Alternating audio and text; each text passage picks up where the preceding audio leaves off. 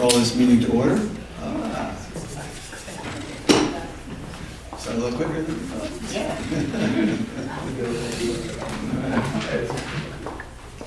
Yeah. Presentation, yes. Yes. Good evening. I do not know where I'm supposed to stand. Right there, does this work? Okay. Thank you for having me this evening. I'd just like to make a few remarks and then show you some pictures. I want you to know that annually our school has a common cause where the community comes together in what is called the Spirit of Giving campaign, dubbed as Coats, Cash, and Covering.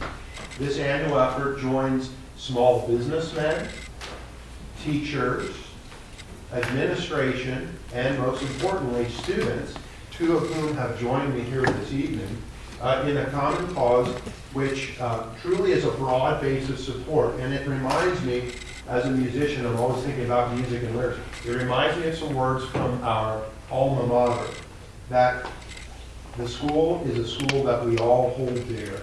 And I'm very proud of the efforts of these students.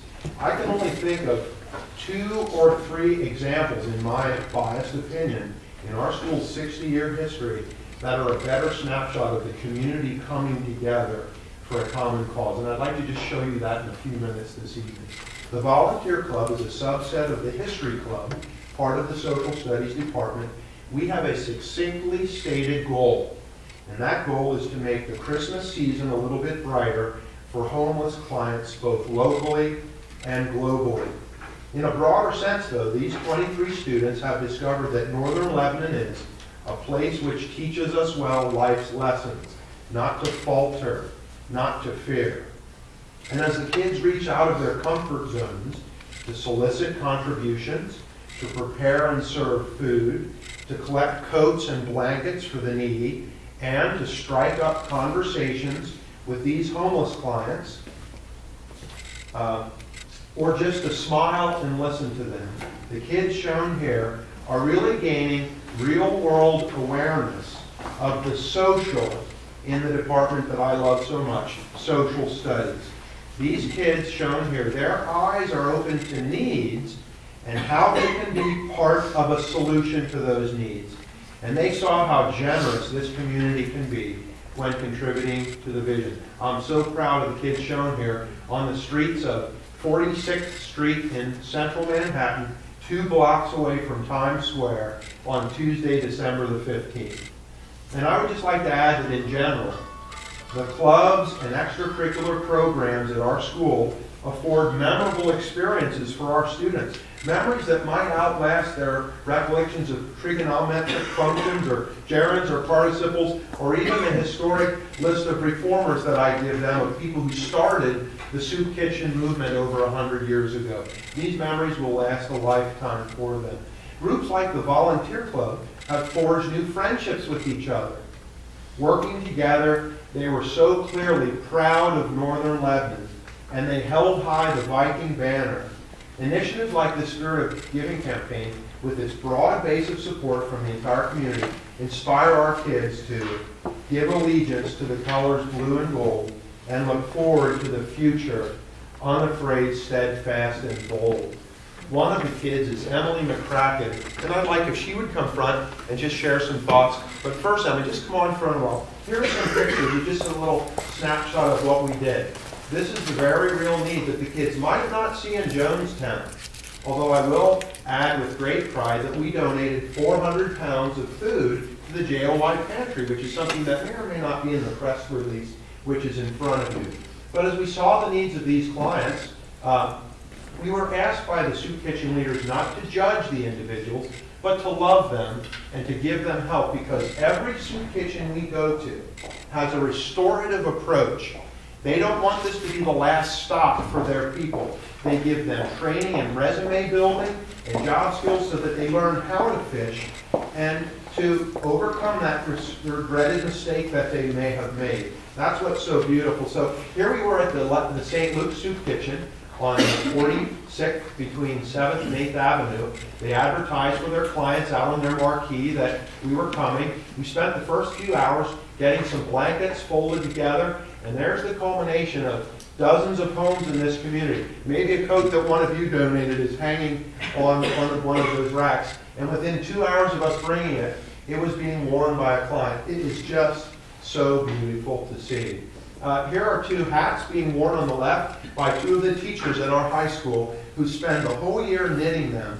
And just to see them wearing that makes the ladies, they're starting again on next year's batch. Here you see some of our students serving the clients at St. Luke's and helping them, fitting them with a coat, and just making them feel really special as the holiday approached. We were able to give St. Luke's Kitchen, in addition to the coats and blankets, approximately $560, and the pastor sends his thanks and love, and they see the Northern Lebanon community as a really cool group of people, and we said, well, you're right with that.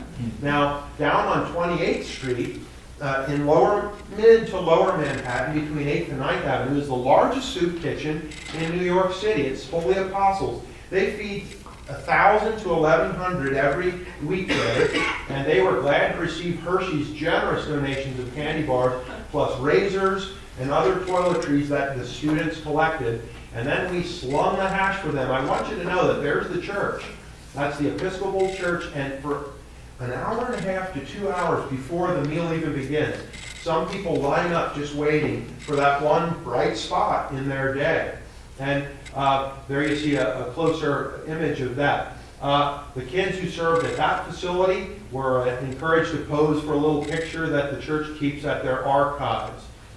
We also served at a church on 37th, right near Macy's department store, and we helped that church with some clerical needs and then some distribution of granola bars. The part that I'm most pleased with is the local aspect. You see here in the back, Jenny Topping. Let me see if I can use an arrow, I'm afraid. Oh, here we go. This is Jenny Topping. She's the head cook at the Lebanon Rescue Mission. You may know that's on 12th Street, just south, a half blocks north of Cumberland. And this is one of her former clients. He is now a graduate of the Rescue Mission's intensive program, and he's now a proud employee, and we were proud to give them approximately $1,850.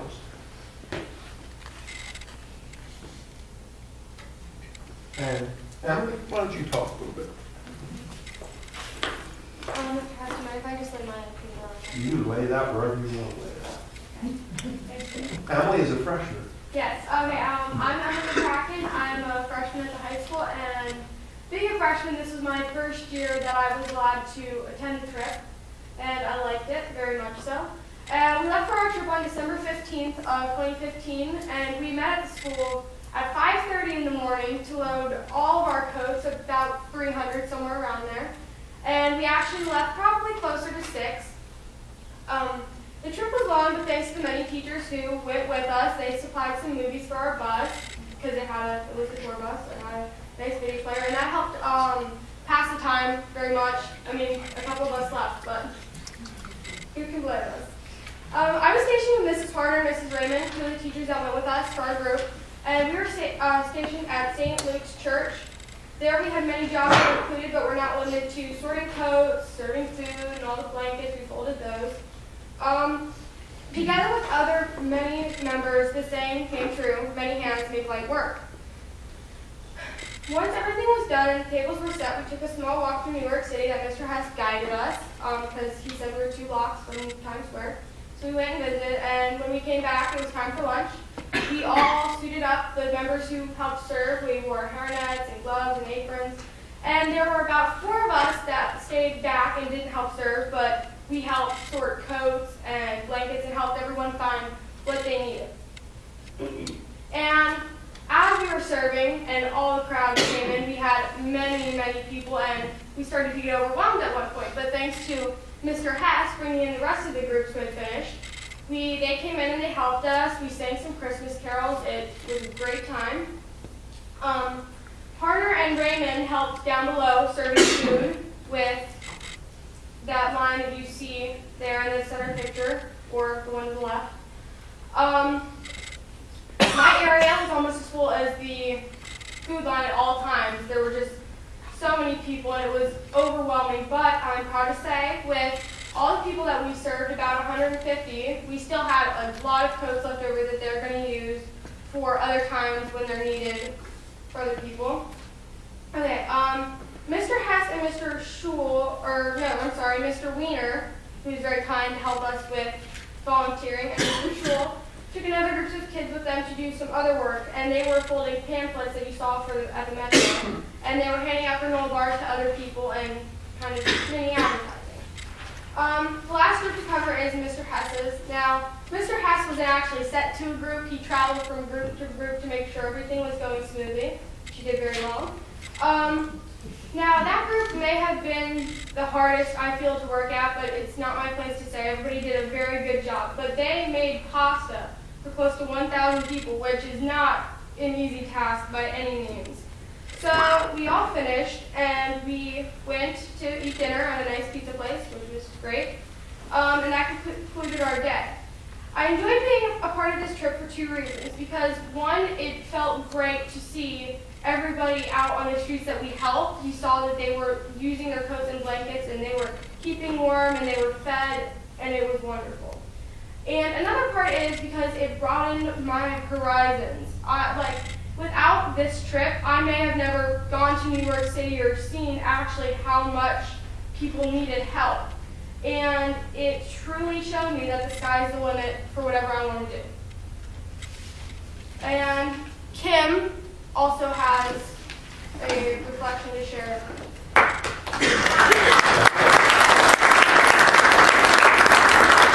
Kim is a sophomore. Hello, my name is Kimberly Wiener. I'm a sophomore at NL as well. I attended the last 2 NYC soup kitchen trips. I wanted to join the cause because I felt it was such a good cause, and I really wanted to help the people less fortunate as me.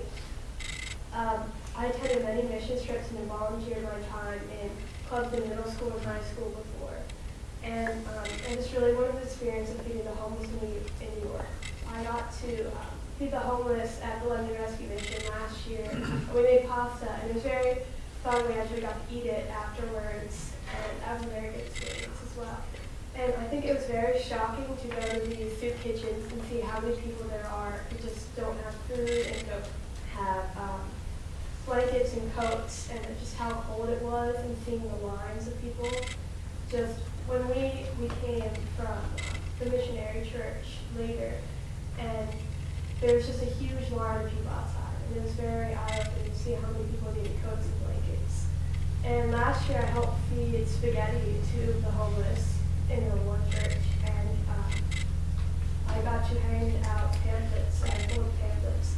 And this year I folded pamphlets and handed out granola bars, and I actually got to help people pick coats and blankets, which was very fun, especially seeing them pick some of the coats and blankets that I donated.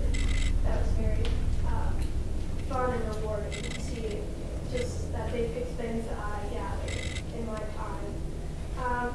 It was very rewarding to see the homeless and everything that was happening, and everyone was just so thankful and so amazing. It was also just a very good experience to see. We were actually having class wars at our school the week before, and everyone, you could get points to win if you brought in coats and blankets and personal hygiene. And Mr. Singer's room was just filled to the brim with coats and blankets and personal hygiene things, and it was just amazing seeing all the kids at school just bringing in that kind of stuff. And I never saw so many people in need and got to help them firsthand.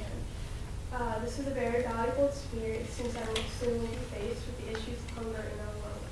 And I look forward to attending the trip next year and serving the Lebanon Rescue Mission later this month. Thank you.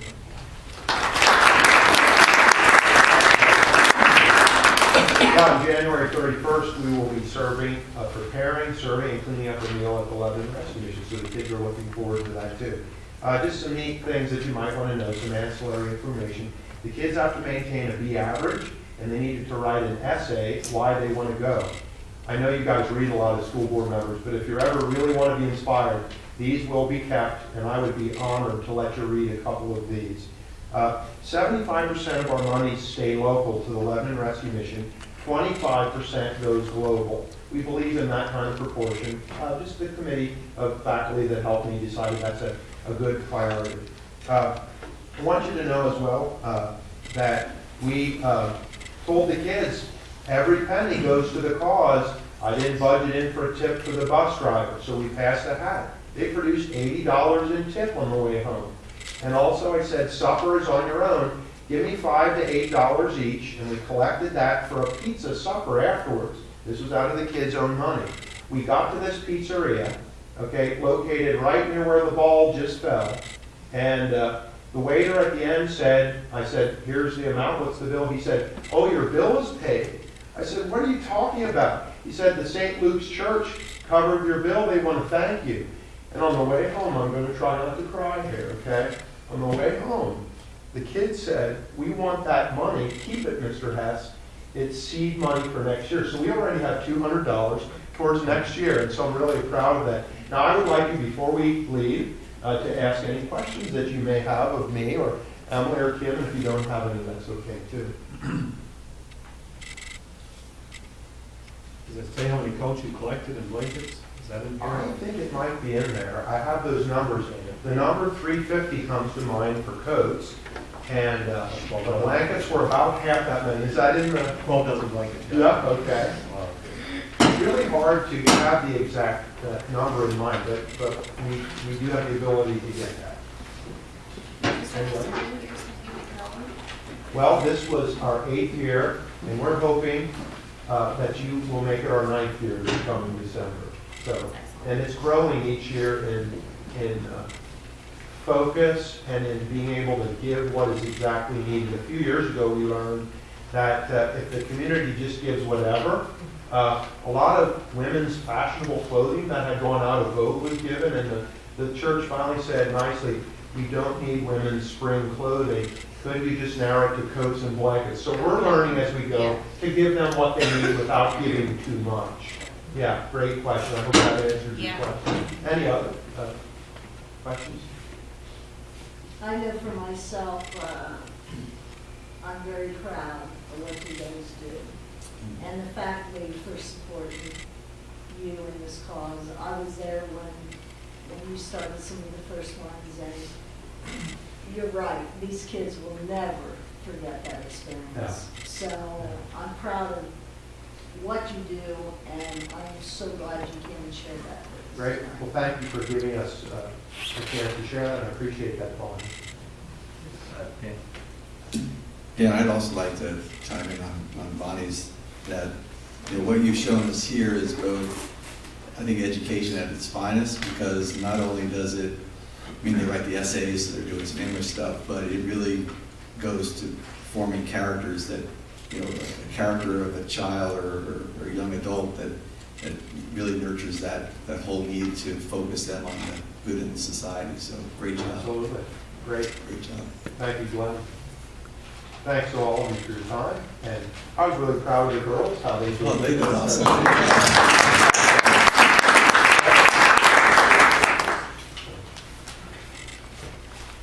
going to take my laptop and go. Thank you again, Dan. Management Committee. I'm going to try to do this without talking. Are there any questions on item A? Any questions on B?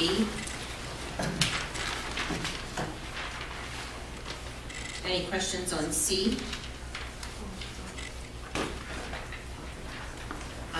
Item D is attached. That's the 16-17 school calendar. Any questions on that?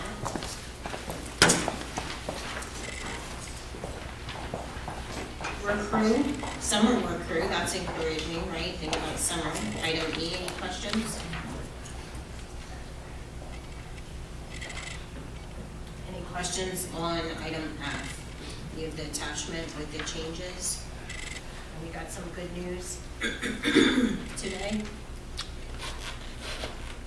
Dr. Bowman, share? Sure. $5.7 million was received into our account this morning. It covers a variety of different accounts, which comes from the line item budget that the governor has signed. Just as a reminder, though, the budget is not approved as of yet, so that's a stopgap. It actually permits us to move to mid-April. As it is right now, we still have the tran, as I sent to you in the email, and everything that it was approved before is still on hold at Fulton Bank. We're waiting for the signed, approved, final budget, hopefully before they vote on the next one.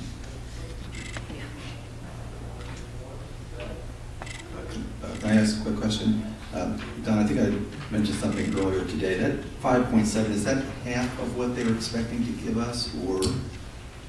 No, there's no half. It's what the update is now. Because the budget is not approved, I can't give you a number of what the district would or wouldn't receive. Thank you. Dr. Bell, I was just curious how they came up with that number that they sent us. It's their formula. Okay. I didn't know if it was based on something since they didn't pass the budget yet. No, it's based on whatever they decided to send out. I know there's a lot in unknowns at this point. However, one of the things that management has been talking about this evening, if you reference back to December, there were some possible new staff positions. If you take time just to look at that and give some thoughts so we can start prioritizing, that's one of the things that we want to start anticipating in the budget, particularly for looking towards February. It was a document that came with our December budget, so if you don't have that, we can get you a copy of that. Certainly one of the most prioritized positions at this point is our special education needs. So just look that over and give some thought and give us some feedback so we can make some recommendations. Any other questions on that?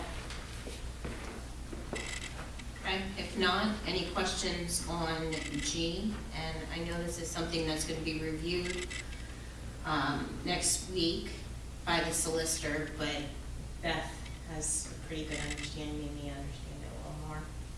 Any questions on that? I was just reading the letter that Howard had sent. Is that Howard, right? Mm-hmm. And also just knowing that several of the other entities had agreed already, or most of them actually. So what Howard has said is what I had heard before through the borough. Any questions on that? More can be addressed next week, obviously. If not, any questions on item H? What is there was no attachment related to this, so what's the exact fee arrangement for this service? Okay, yeah, I'll answer that. Basically, the fee arrangement is because they're the solicitor, it is the same fee arrangement as we've voted already. This was more a technicality that we were putting it in here to vote on. According to the solicitor, it wasn't really needed because it is part of the services the solicitor would provide to a school district. And could you refresh my memory on what that hourly rate would be? I have no idea what the hourly rate is. Oh, but I'm going to find out. It's $265. Okay. Thank you. And any paralegal services would be $75 to $100. So if we vote on this next week as it's written, does that mean that this person will be the lead negotiator every time? Or does the negotiating committee also have opportunity to meet without this person? Do they have to be there every time, is what I'm saying?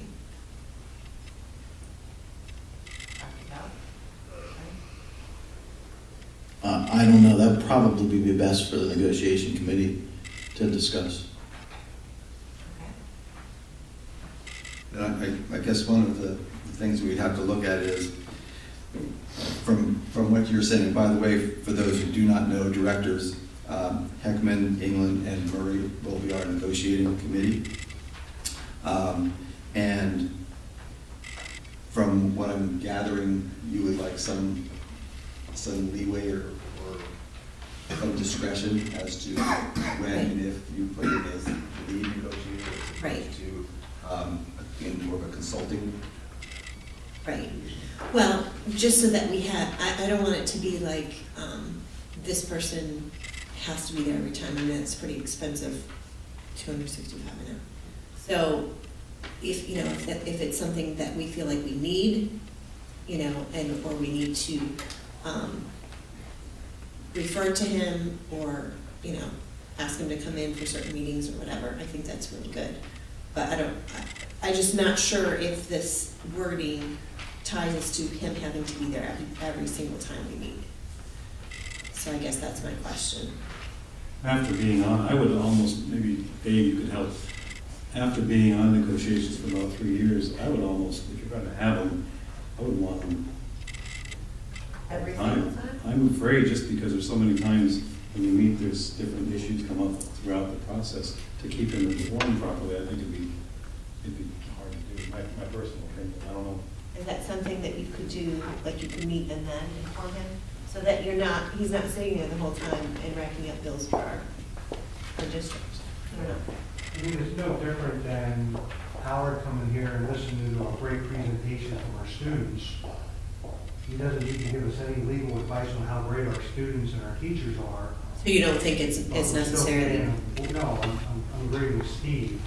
You know, we're paying Howard $400 to come here, and there's parts of our meeting that he doesn't need to observe. So I think. So there are parts of our meetings that he probably doesn't need to observe either. Yeah, but negotiations are a little bit different than seeing our great students and faculty present us things. Negotiations are so fluid, and if both sides are working hard to negotiate in good faith to get a contract, you know, you need them there for when you really need them there. I think him being there can understand the flavor of the discussion. That helps tremendously. You're there to actually hear how the process is going. I mean, I probably agree with you. I mean, I'm just saying, I don't want us to be tied to that. I don't want it to be where we have to have him there every time. I mean, So if maybe we you were- will have him there every time, and that's fine with me. It's just, I want it to be up to how we're feeling things are going, rather than the board voted on this and he has to be there every time.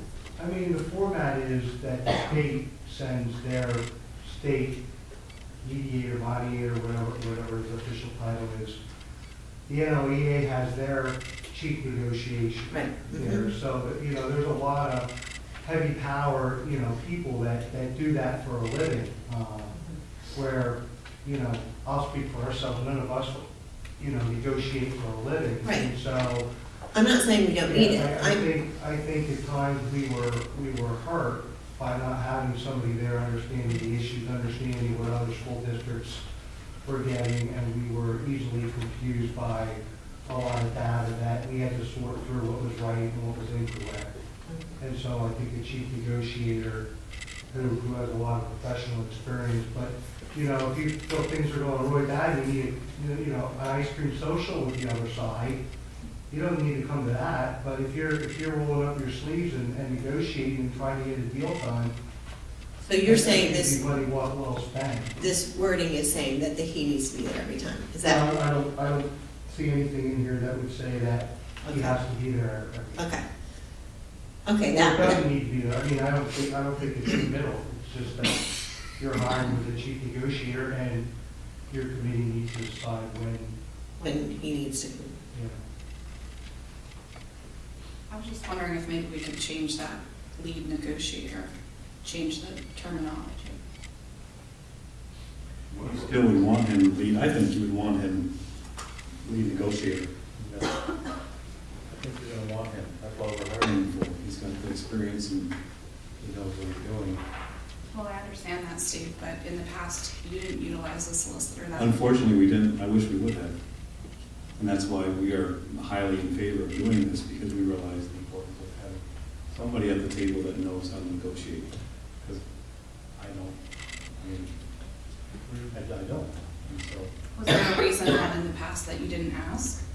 we never really we thought things were going pretty well for the most part.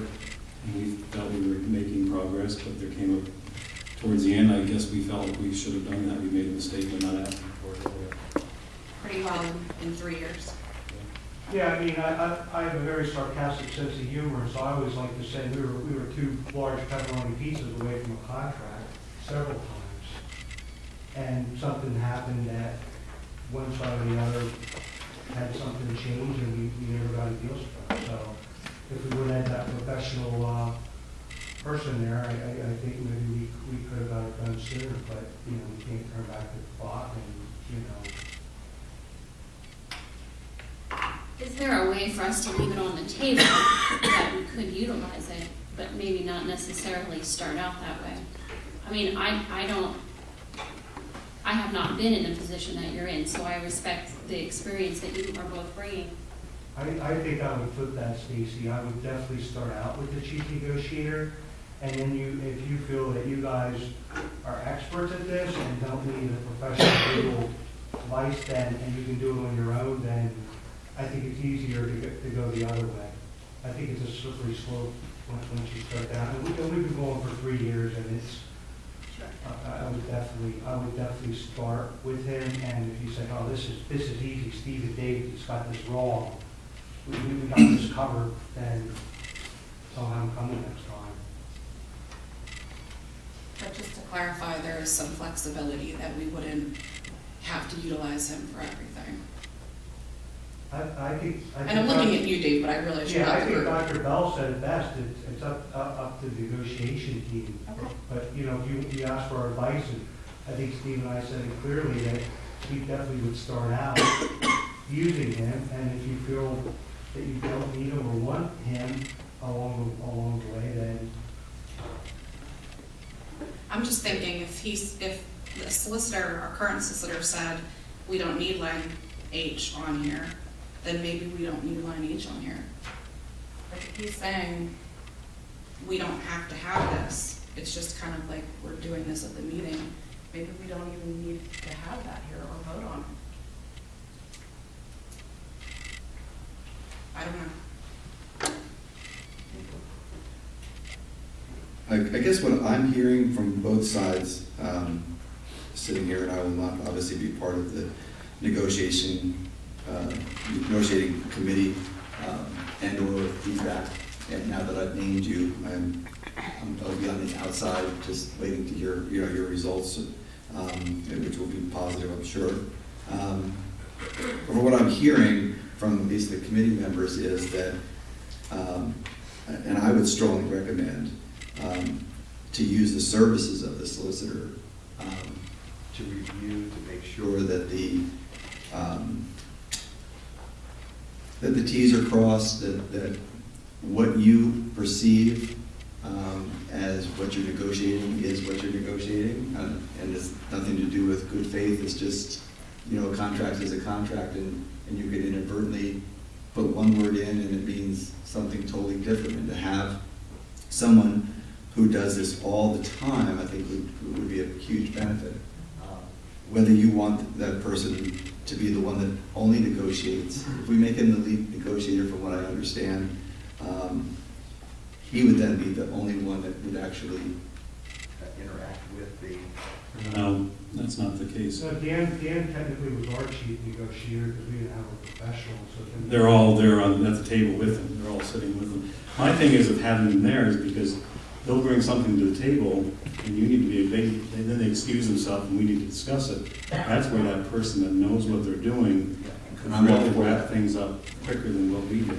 I know in the school district that I'm very, very familiar with, where I work, we are also in negotiations, and their lead negotiator, from at least what I've been told, their negotiating committee is that they have a solicitor that is the lead, that is their lead negotiator, and everything goes through him and then to the board members, and then they come back. So it kind of goes back and forth. So, listening to the negotiating committee, I kind of like the idea of having him. He's certainly on our negotiating. He would attend the negotiations, but it would be a group effort. He would be the consultant. He would be the one that makes sure that all those things that you're saying would take place. And I think maybe just the wording here puts all of it just on him as opposed to a negotiating committee, which I have a lot of fun.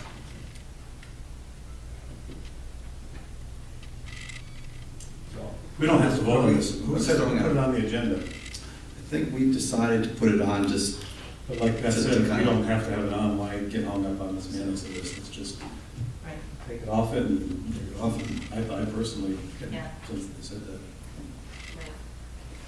And just to clarify to the entire board, I did forward an email yesterday, and just to clarify that as a PSDA member, I am not privy to any information. So if you're forwarding, I know you'll keep it among you as the negotiations team, but please be cognizant of sharing emails or even things through the board. Make sure that Howard or Dr. Bell is aware of that prior to sharing, because it's very clear that PSDA members cannot be a part of that. So that would include me, Glenn, and myself, so.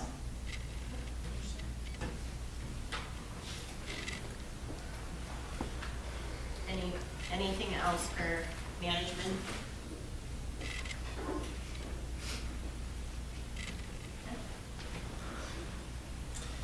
Okay, item A for the programs committee. Any questions?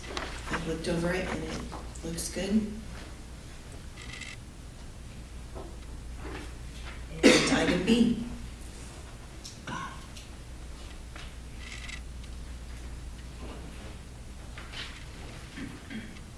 I think this is the one that comes up every year, and I think a different aspect of what Dan Hess was talking about in his presentation about building character, but this, I think, really exposes the students to a whole different type of character, and I think really rounds out the students. So I think it's a really, really worth a call.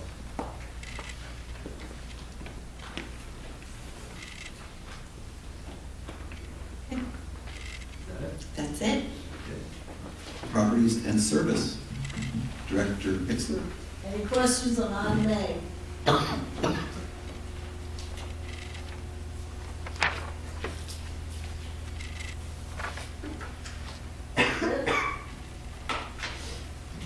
Thank you, Director Bixler. Meeting announcements. The Program Committee will meet January 12th at 6 o'clock in the evening in the board conference room. The Property and Service Committee will meet January 19th, 2016 at 6 p.m. in the board conference room. The board will meet in executive session on January 19th, 2016 at 7 p.m. for the purpose of receiving privileged attorney communications. So that is on the third Tuesday. I have something that's, I'm not sure where it goes underneath here. Glenn, last month I had asked if we could put on our agenda to discuss the $180 that we spend for board food for the Grexers, and so somehow got slipped between the cracks somewhere. But I think that's something that maybe we should discuss, and I don't know if that has to come up to a vote. But I had talked about half of the money going towards having food for the community on the second meeting afterwards for people to talk and ask questions of the board, and then the other half of the money, saving it up to do something, some kind of something with the teachers, like an ice cream social or something where the teachers can actually talk to the board, and a way to kind of get to know them a little bit. So that was just my idea for last month. And, Dr. O, can we throw that out for discussion at this point? Given adjourned, so. Okay, thoughts, opinions? I would be in support of that. It helps me for the food afterwards anyway. My main concern on that would be more that if we have, and I assume it would be nutrition, creating the refreshments that we say basically, if we spend $90 now, if it's $90 or $50 or whatever budgeted amount we have, that the public and the board members realize that that's going to buy a limited amount of refreshments, and when they're gone, it's not going to be just an open, that bill continues to rise as more people find out what a great bunch of people we are and they want to all come and see us. That it's kind of, that sets the stage and this is a social event, but that's my main concern, is just that we do keep the a flat budget. $90. It's budgeted and that's it. I was really impressed, I forget which month it was, they all blend together, but did with the learning support group came here with the bagel thing where they did that. And I don't know why we couldn't turn that, with our consumer science department, which is a great department. I think Mary Ann's still here. And have them do that and try to give our students a real life experience of providing that. And I don't like the word cookie. I just don't think that's a very healthy word in our society. And I don't think Michelle Obama would be very happy with your word cookie. So. I think you like the cookies that you have back there.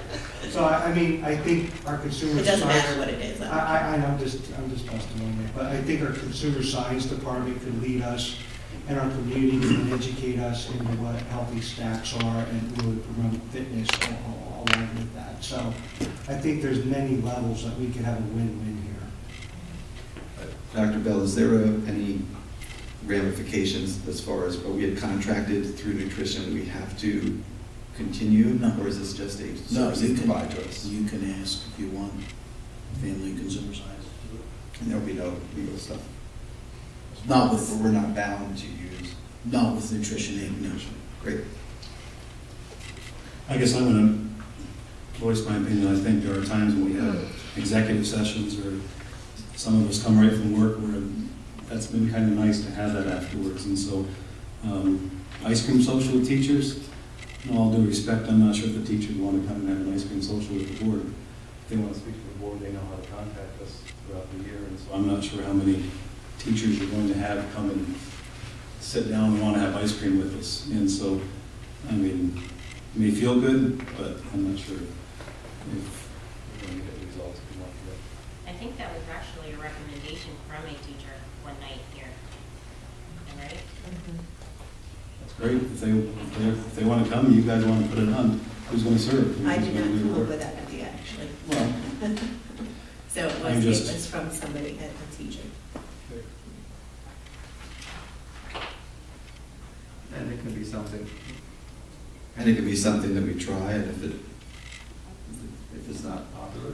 if it's going to be during the school day, then they may come. If you're asking them to come to a school board meeting and have an ice cream afterwards, they don't have to be here, and I don't blame them for not being here. So Maybe we can go to them. Maybe we Well- don't have to require them to come to us. that's been tried before, and I think that interrupts their day too much to go to them. So it would be very that also. Say who comes, who comes. I'll start somewhere. So where would that, what do we have to do at this point? And who's going to serve it? Who's going to do the work to prepare it? Prepare what? Whatever you want to do for it.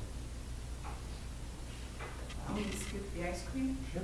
I'll do it. Good. I was gonna Who's say. going to create, who's going to set out the Ice cream cookies social and the in and cocoa over. and the hot chocolate? I don't and- care. I spent hours making bread, actually Oh, no. days, so that would actually be a lot less.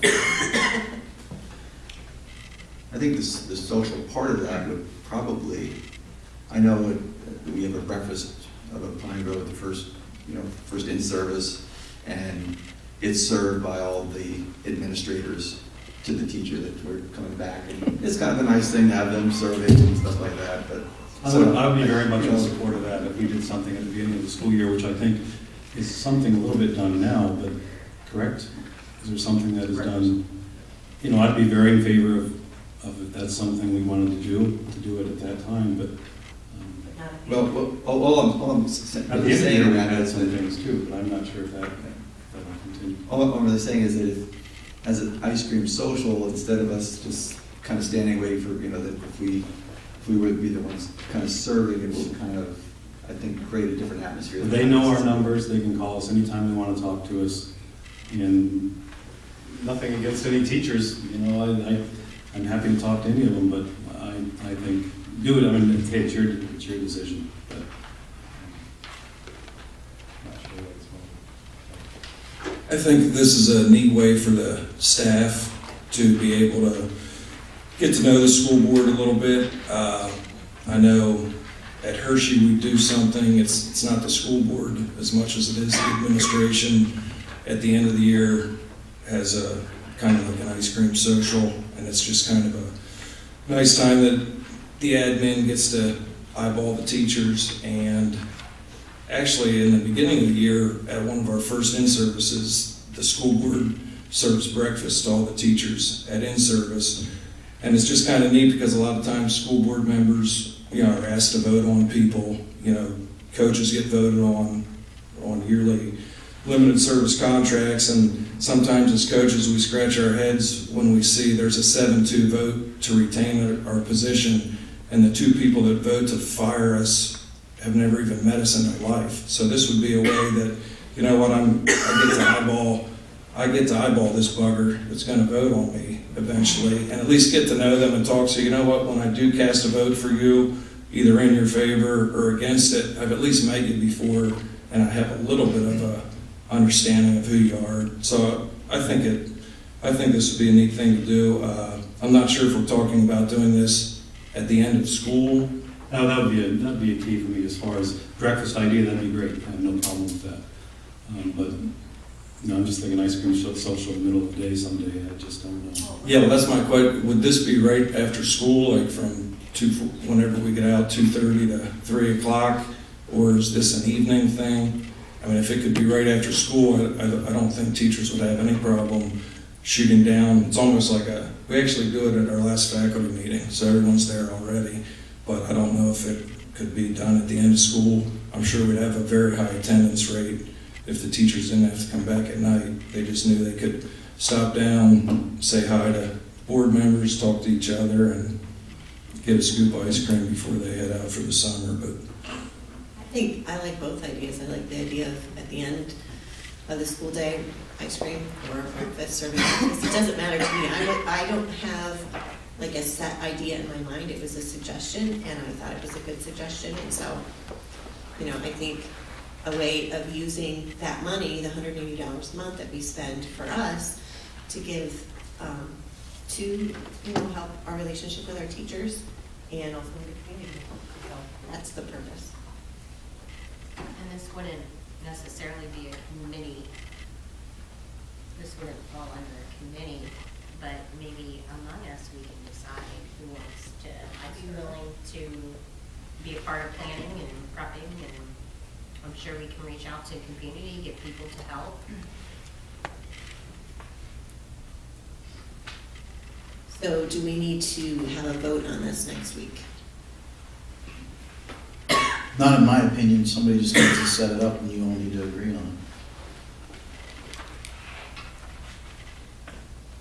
Steve, I did just want to say, when you were talking about the board having a snack afterward and some people come right from work, and the truth is, I agree with you on that.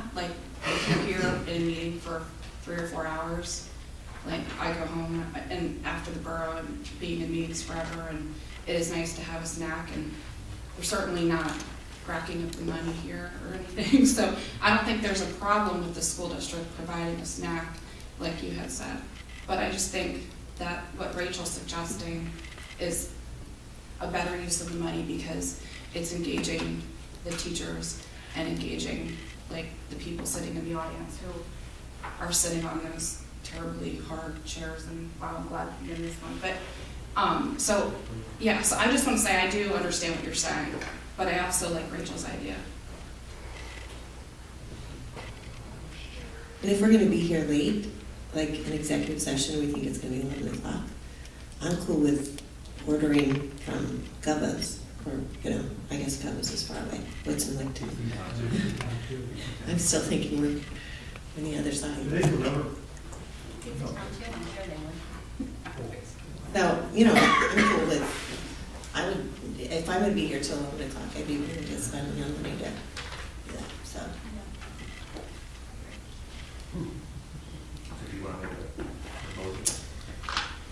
Okay, I propose that we use the $180 a month that we usually use for food for the board directors. Half of it, $90, be spent on our second meeting on refreshments, not necessarily cookies, or whatever. Right. If they're willing to do that, I think we need to ask them if they're willing to do that first. And the other $90 be saved to use for some kind of either breakfast or ice cream social for the teachers at the end of the year. At the end of this year. And then we can revisit it again and decide in the fall if we want to do that again, if we want to do breakfast at the beginning of the year, or if we want to scrap the whole idea. That was kind of a scrambled proposal, but I think you get that. Gives us the framework. All in favor? Aye. Those opposed? Abstentions? I guess that'll start next month, and we'll have something. Will you check into that, Rachel, to look at our options?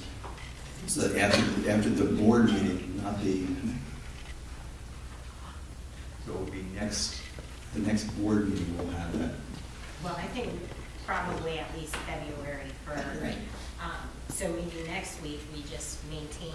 What we have, what we normally do for this month. Talking about next week, Right, Okay. in February. So you still have to. I don't care, I just think it's, I'll talk. Okay, anything else for the good of the board? Yeah, could you give us a rundown on your cabinet meeting? I have minutes, I have not typed them up. Do you want basically the minutes, or is it? A verbal version of what happened is fine. Okay, basically, management, we went through each committee, and they gave what they're planning to work on this year, the remainder of this school year. And they said, obviously, on the top of the list is making sure the teacher contract gets done if possible. And then also looking at the budget. Also, Amy contacted PSBA to see information for trainings for the school board. And they are also talking about the upcoming retreat and what they would like to do for that, which is on January 30th. Is that right? And Dr. Bell also mentioned, which Amy kind of talked about, that management is to get together to decide personnel for the 16-17 year with his recommendations that he gave out to all of us in December. And Bonnie brought up her concern about the special ed area needing more teachers. And we also talked about the possibility of adding a curriculum director, but not sure if that is something that we can do or not. And PSBA is doing a presentation next week at 6:15, talking about updating our policies. It's something that they're working on, and management will be coming to that. It's